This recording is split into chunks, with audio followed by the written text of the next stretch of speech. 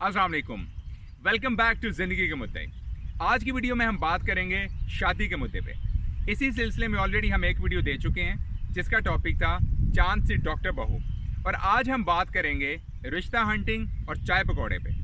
अगर ये आपकी ज़िंदगी के मुद्दे की पहली वीडियो है तो हमारा फेसबुक पेज लाइक करें और यूट्यूब चैनल सब्सक्राइब करें ताकि आप ज़िंदगी के मुद्दों को देखते और समझते रहें। जी, तो पिछली वीडियो में हमने बात की थी कि लोगों को चांद सी डॉक्टर बहू चाहिए, और इस वीडियो में हम बात करने जा रहे हैं कि ये जो रिश्ता हंटिंग प्रोसेस है इसमें और भी बहुत सारी रिक्वायरमेंट्स होती हैं लोगों की, और जब वो रिक्वायरमेंट्स पूरी हो जाती हैं तो उसके बाद जब लोग रिश्ता देखने जाते हैं तो वो क्या करते हैं, इसी सिलसिले में आज हम बात करेंगे। मेरे साथ हैं बिलाल। जी बिलाल, क्या कहना है आपका इस बारे में? जी बिल्कुल। हम south Asians, Pakistanis, Indians, Bengalis ने अपनी ज़िंदगी भरी कॉम्प्लिकेटेड की हुई है। ये लोग बेशक अब्रॉड हों या अपने कंट्रीज़ में, इनकी रिक्वायरमेंट्स एक जैसी ही हैं।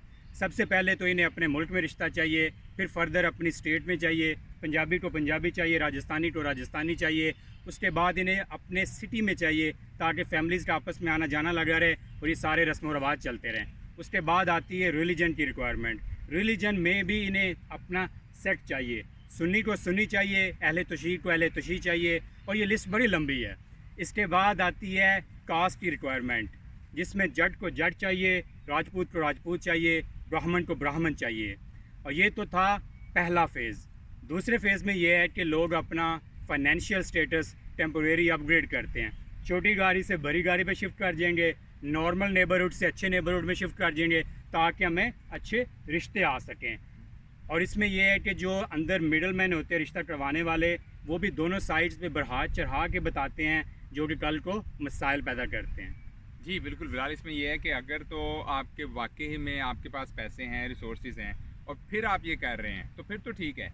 लेकिन होता क्या है कि हमारे यहाँ बहुत सारे लोग जो हैं वो लोन लेके और काफ़ी जो है अपने आप को तंग करके ये सब कुछ कर रहे होते हैं कि जी मैं गाड़ी बड़ी ले लूँ या मैं किसी और जगह पे जो है ना वो मूव कर जाऊँ, ठीक है।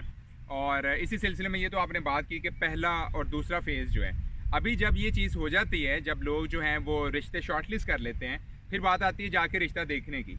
अब उधर क्या होता है कि जब लोग जाते हैं तो जाके लोग सब तो पहले देखते हैं घर के बाहर गाड़ियाँ कितनी खड़ी हैं उनकी, उसके बाद देखते हैं घर कितना बड़ा है उनका, और ये सारी चीज़ें देख के तो बाद में जब लोग बैठ जाते हैं फिर बात आ जाती है लड़की और उसकी फैमिली पे, ठीक है।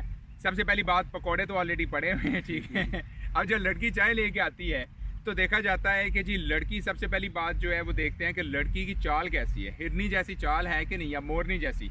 मुझे ये समझ नहीं आती कि हमारे जो शायर हैं, जो पोइट हैं, पता नहीं ये कैसे कंपैरिजन उन्होंने किया हुआ है, लेकिन जो भी है, कुछ लोग तो इवन ये भी कहते हैं कि बेटा ज़रा चल के दिखाना।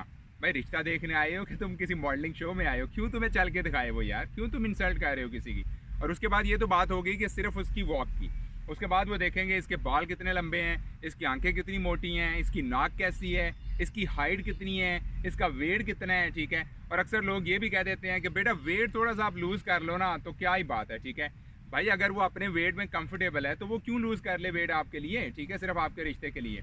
तो एक तो ये बात होगी कि जो लुक्स हैं, उसके बाद सिर्फ लड़की नहीं बल्कि देखा जाता है कि उसकी जो फैमिली है, जो उसके सिबलिंग्स हैं, जो उसके पेरेंट्स हैं, उन्होंने क्या पहना हुआ है, उनका किस तरह का जो है ना सारा वो बिहेवियर है। और इवन ये भी देखा जाता है कि लड़की की सिस्टर्स कितनी हैं, उसकी बहनें कितनी हैं, क्योंकि अगर ज़्यादा बहनें हों तो लोग ये भी सोचते हैं कि यार कल को हमारे बेटे पे जो है वो फाइनेंशियल बर्डन आ जाएगा, ठीक है। तो ये सारी बातें तो हैं कि जो लोग देखते हैं जब लड़के वाले लड़की की तरफ जाते हैं। अब जब लड़की वाले आते हैं लड़के की तरफ तो जो मेन चीज़ें हैं वो ये होती हैं, मिसाल के तौर पे कि आप उनसे पूछते हैं कि जी लड़के की जो है जी वो सैलरी कितनी है, लड़का कमाता कितना है, ठीक है। और उसके बाद ये है कि जी उन्हें हैंडसम लड़का भी चाहिए और वेल सेटल्ड भी चाहिए, ठीक है। अब जो वेल सेटल्ड और हैंडसम लड़के हैं वो लड़के नहीं, अक्सर अंकल बन चुके होते हैं, ठीक है। तो इसमें बात ये है कि आप जो हैं वो रीज़नेबल रहें, ठीक है। मिसाल के तौर पे अगर उनका अच्छा घर है, लड़का पढ़ा लिखा है, अच्छी उसकी जॉब है, तो ठीक है यार, वो आपकी लड़के का ख्याल रख लेगा, ठीक है। ये क्या बात है कि आपको एग्जैक्ट उसकी जो है ना वो रुपयों में और पैसों में चाहिए कि ये कितने पैसे जो है ना वो कमाता है, ठीक है। तो ये तो हो गई मेन रिक्वायरमेंट उनकी। और उसके बाद फिर वही सारी चीज़ें हैं कि घर कैसा है, गाड़ी कैसी है, और ये वो सारी जो हैं वो चीज़ें हैं जो लोग देखते हैं जब वो रिश्ता लेने जाते हैं। तो इसके बारे में क्या कहना है आपका? जी आदिल, रिक्वायरमेंट्स होनी चाहिए लेकिन रीज़नेबल, ठीक है। गाड़ी तो आप कोई ख़रीद नहीं रहे कि आपको सारे फीचर्स मिल जाएं। और दूसरा ये है कि वो भी इंसान है, फरिश्ते नहीं हैं। जो आपको देखना चाहिए वो ये है कि लड़के या लड़की की पर्सनैलिटी या उसका कैरेक्टर कैसा है, ठीक है, क्योंकि अच्छे कैरेक्टर के साथ और एवरेज लुक्स के साथ गुजारा हो सकता है, लेकिन किलिंग लुक्स और बुरे कैरेक्टर के साथ गुजारा नहीं हो सकता। और दूसरा ये है कि रिलीजन, कल्चर और फैमिली वैल्यूज़ मिल के ही किसी बंदे का कैरेक्टर बनाती हैं, तो ये तो आपको वैसे ही मिल जाती हैं।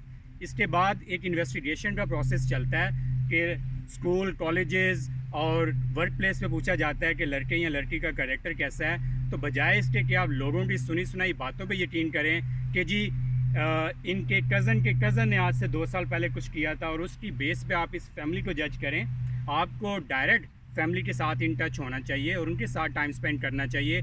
बजाय इसके कि आप एक सिटिंग में अपना डिसीजन ले लें, आपको चाहिए कि उनके साथ बार बार मिलें और उनके साथ टाइम स्पेंड करें, ताकि आप उन्हें अच्छे से जान सकें और पहले दिन से उनके साथ आप ऑनेस्ट रहें, ताकि कल को कोई मसाइल पेश ना आए।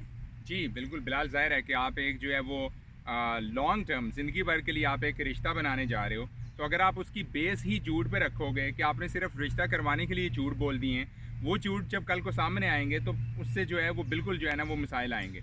और इसमें जो ये आपने बात की है करैक्टर वाली और जो बाकी सारी चीज़ें जो हैं वो उसमें आ जाती हैं। इस हवाले से ये भी है कि आजकल ये जो टर्किश ड्रामा है काफ़ी चल रहा है, इर्तुगरुल या इर्तुगरुल कहते हैं उसे हम कुछ लोग, तो उसमें ये भी है कि आपने देखा है कि पुराने ज़माने में लोग जो हैं वो कुछ जो है ना वो कबीलों में रहते थे, तो तब जो है ये ज़्यादा मैटर करता था कि जी वो उसी कबीले की जो है ना लड़की है या लड़का है और बाकी वैल्यूज़ वगैरह और सारा कुछ। आजकल तो ग्लोबलाइजेशन की वजह से जो है लोग पूरी दुनिया में हर शहर में तकरीबन हर तरह के लोग रह रहे हैं, ठीक है, तो वो चीज़ें उस तरह से इतनी मैटर नहीं करती। थोड़ा सा हमें साथ साथ जो है ज़माने के अपने आप को भी अपग्रेड करना चाहिए।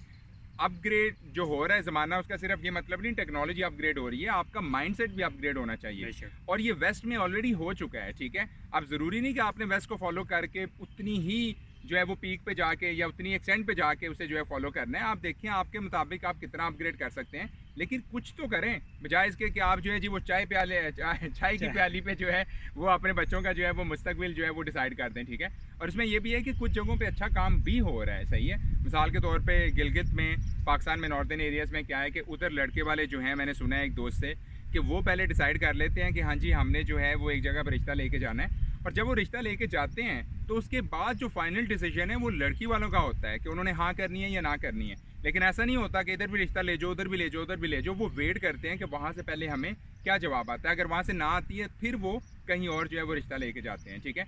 तो इस चीज़ को भी हम देख सकते हैं कि अच्छी चीज़ें भी हो रही हैं हमारे माशरे में, तो उन अच्छी चीज़ों को हमें जो है वो देखना चाहिए और वहाँ से सीखना चाहिए, बजाय इसके कि आप सिर्फ ये कह दें कि नहीं यार हम तो जो है ना वो चस्के ले रहे हैं 3-4 महीने, ब्रेकफास्ट कहीं से करो, लंच कहीं से करो, डिनर कहीं से करो, मज़े लें, ठीक है। और उसके बाद देखें जी सबसे अच्छी चाय किसने पिलाई थी और मटन किसने खिलाया है, हमने कढ़ाई शढ़ाई किसकी अच्छी थी। और लड़की वाले भी कह देते हैं ये सारा कुछ तो लड़की ने बनाया है, और बाद में घर आके लोग अक्सर जो है वो कह देते हैं हाँ यार वो खाने अच्छी बनाती है उसे कर लो, या फिर लोग कह देते हैं ये तो ऐसे ही है, मुझे तो लगता है खाना बाहर से आया था, ठीक है।